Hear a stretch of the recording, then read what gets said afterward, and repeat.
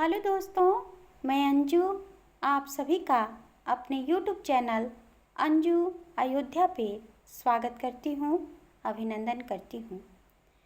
आज मैं अपनी इस वीडियो में आप सभी को बताऊंगी कि जीवित पुत्रिका व्रत की पूजा विधि क्या है और इसे कैसे करना चाहिए। यदि आप ब्राह्मण को बुलाते हैं तो ब्राह्मण तो आपको संपन्न करा देगा पूजा। यदि किसी कारणवश ब्राह्मण नहीं आ पाता तो आप स्वयं भी पूजा कर सकती हैं। वही विधि मैं बताने जा रही हूँ क्योंकि मैं स्वयं खुद से ही पूजा करती हूँ। तो आपको सप्तमी को आपका नहान खान होगा, अर्थात 5 अक्टूबर को आपने नहान खान किया होगा। जिस तरह से आपके घर में नहान खान की विधि है उस अनुसार कीजिए। 6 अक्टूबर को आपका निर्जल व्रत रहेगा। अब जिस दिन आप निर्जल व्रत रहेंगी उस दिन आपको क्या क्या पूजा की विधि करनी है ये मैं आपको बताने जा रही हूँ। सबसे पहले आप 6 अक्टूबर को अर्थात निर्जल व्रत के दिन सूर्योदय से पहले आपको उठना है और स्नान करनी है। उस दिन आपको ब्रश नहीं करना है क्योंकि इस दिन दत्तवन की भी पूजा होती है। स्त्रियां अपने मुख में कोई भी चीज़ नहीं डालती हैं, सिर्फ आपको स्नान करना है। स्नान करके आपको जहाँ पूजा करना है उस स्थान पे जाइए या आपके घर में जो पूजा का स्थल होगा वहाँ चले जाइए और अपने व्रत का पहले संकल्प कीजिए। अपने हाथ में जल लीजिए, अपने नाम अपने गोत्र का नाम कह के और कहिए कि आज मैंने जीवित पुत्रिका अर्थात जितिया व्रत करने का संकल्प लिया है। हे देव, हमारे व्रत को संपन्न करने में हमारा सहयोग करें। आपको ऐसा कह के जल को देवों के आगे छोड़ देना है। इसके बाद जब पूजा का शुभ मुहूर्त हो उस समय आपको पूजा करनी है। इस बार पूजा का शुभ मुहूर्त शाम को 6:23 से 8:22 तक है। तो इसी शुभ मुहूर्त पर आप पूजा कीजिएगा।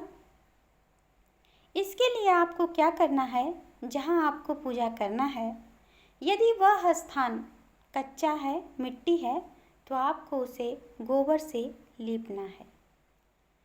और यदि पक्का है, फर्श है, तो सबसे पहले शुद्ध जल से उसे धो लें। फिर एक लोटे में जल लें, उसमें गंगा जल डालें और थोड़ा सा गोबर डालें और जिस स्थान पे आपने धोया है उस स्थान पे इस जल से पोंछ दें या अर्थात जल का छिड़काव करें। ऐसा करने से वह स्थान पवित्र हो जाएगी आपकी। उसके बाद वहाँ एक चौकी रखें। चौकी के चारों कोनों पर केले के पत्ते से बंधनवार बना दें। चौकी के ऊपर पीला कपड़ा बिछाएं। कपड़ा बिछाने के बाद आपको उसके ऊपर 1 मुट्ठी चावल का ढेर करना है। उसके ऊपर पान का पत्ता रखना है और गोबर की गौरी माता और सुपारी की गणेश भगवान बनाना है और दोनों को वहाँ स्थापित कर देना है। फिर उनमें प्राण प्रतिष्ठा करने के लिए दाएं हाथ में चावल और पुष्प लेकर उनका आवाहन करना है। आपको कहना है कि हे गणेश भगवान, मैं आपका पूजन करना चाहती हूँ, इसलिए आप इस प्रतिमा में आप स्थापित हों। हे गौरी माता, मैं आपका पूजन करना चाहती हूँ और मैं आपका आवाहन कर रही हूँ, आप आकर इस प्रतिमा में स्थापित हों। ऐसा कह के उस चावल और पुष्प को वहीं पर छोड़ देना है। फिर एक मुट्ठी चावल और लेना है, फिर उसके ऊपर भी पान का पत्ता रखना है। एक तांबे का लोटा लेना है, उस लोटे में जल भरना है। जल में सुपारी और पान का पत्ता डालना है, साथ में इत्र डालना है, हल्दी डालना है, कुछ पैसा डाल देना है और उसमें कुसा के बने हुए जीवित वाहन बाबा को स्थापित करना है। उसमें कुछ फल भी आप डाल सकते हैं और उसको जो मुट्ठी का चावल की एक मुट्ठी चावल का ढेर और पान का पत्ता किया था, उसी के ऊपर उस लोटे को स्थापित कर देना है। अब एक मुट्ठी चावल की और ढेरी करनी है, उसके ऊपर भी पान का पत्ता रखना है और उसमें एक सुपारी में कलावा लपेट के चिल्लिका की स्थापना करनी है। जीवित वाहन बाबा का भी उसी तरह से हाथ में चावल अर्थात अक्षत और पुष्प लेकर उनका आवाहन करना है कि हे जीवित वाहन बाबा, आपकी मैं पूजा करना चाहती हूँ, इसलिए आप इस प्रतिमा में आकर स्थापित हों ताकि मैं आपकी पूजा कर सकूं।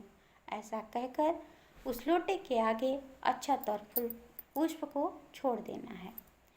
चिल्लिका देवी को स्थापित करने के बाद फिर से आपको हाथ में चावल और पुष्प लेना है और बोलना है, हे चिल्लिका देवी, मैं आपकी पूजा करना चाहती हूँ, इसलिए आप का आवाहन करती हूँ, आप आकर इस प्रतिमा में स्थापित हों। ऐसा कहकर चावल और पुष्प को वहाँ छोड़ देना है। चिल्लिका की सखी सियारिन को भी आपको स्थापित करना है इसी विधि से और उनका भी आवाहन करके हाथ में अक्षत और पुष्प लेकर उनका आवाहन करके उस अक्षत और पुष्प को उसके आगे छोड़ देना है। आपको छोटी छोटी ढेरी का नवग्रह बना लेना है और नवग्रह बनाने के बाद उनकी भी स्थापना कर देनी है। उनको भी आवाहन करना है कि हे नवग्रह, मैं आपका पूजन करना चाहती हूँ, इसलिए आप सभी आकर यहाँ स्थापित हो जाएं। इसके बाद सबसे पहले आपको गणेश और गौरी की पूजा करनी है। तो सबसे पहले गंगा जल से गणेश भगवान को स्नान कराएं, माता गौरी को स्नान कराएं। उसके बाद चंदन का तिलक लगाएं उन्हें, माता गौरी को भी लगाएं। रोरी से तिलक लगाएं, माता गौरी को भी लगाएं। सिंदूर चढ़ाएं, माता गौरी को भी चढ़ाएं। गणपति जी को जनेऊ चढ़ाएं, वस्त्र के रूप में कलावा चढ़ाएं। माता गौरी को वस्त्र के रूप में कलावा समर्पित करें, माला पहनाएं, पुष्प चढ़ाएं। दोनों को बेलपत्र, समीपत्र, दूर्वा और अपराजिता की पत्ती, अपराजिता के फूल चढ़ाएं। माता गौरी को लाल रंग का फूल चढ़ाएं, धूप दिखाएं, दीपक दिखाएं और इसके बाद भोग लगाएं, अक्षत चढ़ाएं और कुछ पैसे चढ़ाएं। इसके बाद आप नवग्रहों की पूजा करें, उनको भी चंदन का तिलक, गंगा जल से स्नान कराएं, चंदन का तिलक लगाएं, जनेऊ चढ़ाएं, फूल चढ़ाएं, माला चढ़ाएं। इस तरह से विधिवत धूप दिखाएं, दीपक दिखाएं, पूजा करें। उसके बाद जीवित वाहन राजा की पूजा करें, गंगा जल से स्नान कराएं, तिलक लगाएं, चंदन का जनेऊ चढ़ाएं, वस्त्र के रूप में कलावा चढ़ाएं, और न हो तो कोई कपड़ा चढ़ा दें। चढ़ाने के बाद उनको भोग चढ़ाएं। भोग लगाने के बाद धूप दिखाएं, दीपक दिखाएं, उन्हें आरती उतार दें उनका। फिर इसके बाद इसी तरह से चिल्लिका देवी की पूजा करें और सियारिन की भी पूजा करें जो आपने स्थापित किया है। अब क्या करना है, एक दतवन लें, 2 दतवन लें, एक खीरा लें और उसमें जो आपका ज्वितिया है, ज्वितिया धागा है या ज्वितिया लॉकेट आपने जिस तरह से उसको रखा है, उसको आपको उस खीरे और 2 दतून में उसको लपेट के जीवित वाहन बाबा के आगे रख देना है और प्रार्थना करनी है कि हे बाबा, मैं अपने बच्चों को आपके छत्र छाया में रख रही हूँ। आप इनकी आजीवन रक्षा करना, मेरे बच्चों की रक्षा करना, हर संकट से उन्हें उबारना, उनके कार्य में तरक्की देना। ऐसा कहकर उस ज्वितिया से बंधे हुई खीरा और दतुन को उनके आगे रख देना है आपको, और उनकी भी पूजा विधिवत करनी है। गंगा जल से स्नान कराना है, चंदन का तिलक करना है, सिंदूर चढ़ाना है, भोग लगाना है। भोग में आप मिठाई रख सकती हैं, मौसमी फल रख सकती हैं, और इस तरह से आपको पूजा करना है। हो सके तो माँ गौरी को श्रृंगार का सामान भी अर्पित कीजिए। चिल्लिका देवी, सियारिन को भी श्रृंगार का सामान आप अर्पित कीजिए, ये भी बहुत ही शुभ होगा। इस तरह से आप पूजा करें। पूजा करने के बाद व्रत कथा का श्रवण करें। श्रवण करने के बाद आरती करें और सभी देवी देवताओं का जयकारा लगा लें।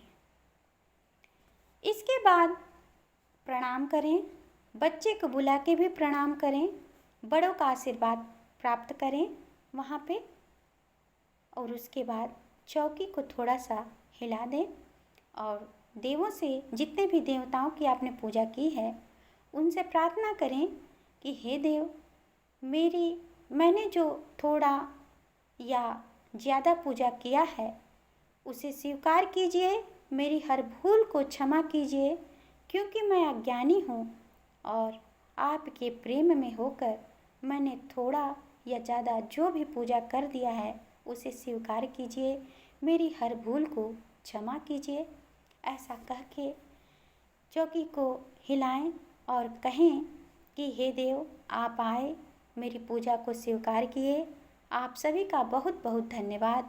अब आप अपने अपने लोक को जाएं, और जब भी मैं आप लोगों का आह्वान करूं तो आप आए और मेरी पूजा को स्वीकार कीजिएगा। ऐसा कहकर चौकी को हिला दें और फिर अब ये आपकी पूजा संपन्न हो गई। इसके बाद आपको सुबह पारण करना होगा। पारण भी आपको शुभ मुहूर्त पे करना है। इस बार नवमी की जो तिथि है 7 अक्टूबर को 8:08 के बाद से लग जा रही है, लेकिन कहा जाता है कि जितना खर करके माताएं पारण करती हैं उतना ही उनके पुत्र के लिए अच्छा होता है। तो सबसे सुंदर शुभ मुहूर्त है 10:21 पर 7 अक्टूबर को सुबह को। तो आप पारण इसी समय करें। आपको क्या करना है 7 अक्टूबर को, तो सबसे पहले उठकर जहाँ आपने पूजा किया है वहाँ फिर से विधिवत पूजा करना है। पूजा करने के बाद जितनी भी सामग्री थी आपकी, सबको प्रवाहित करनी है नदी या तालाब में। श्रृंगार का सामान ले लेना है, फल मिठाई प्रसाद के रूप में ग्रहण करना है, उसमें से आधा ब्राह्मणों को दान भी देना है, दक्षिणा को उठा के रख लेना है, और बाकी सारी सामग्री आपको नदी या तालाब में प्रवाहित कर देनी है। इसके बाद आपको ब्राह्मण देवता को दान देना है। दान में सीधा और दक्षिणा दोनों निकाल के रख लीजिए। रखने के बाद ब्राह्मण को सूप में करके सीधा और दक्षिणा दान दें। उसके बाद आप गाय के दूध से सबसे पहले पारण करें, उसके बाद अन्य का ग्रहण करें। यही है जितिया व्रत करने की विधि। मैं इसी विधि से करती हूँ। आपके घर में यदि कोई अन्य विधि से होती है तो आप अपने घर की विधि के अनुसार करें। मैं इस विधि से करती हूँ, इसलिए मैंने आप लोगों के साथ शेयर किया।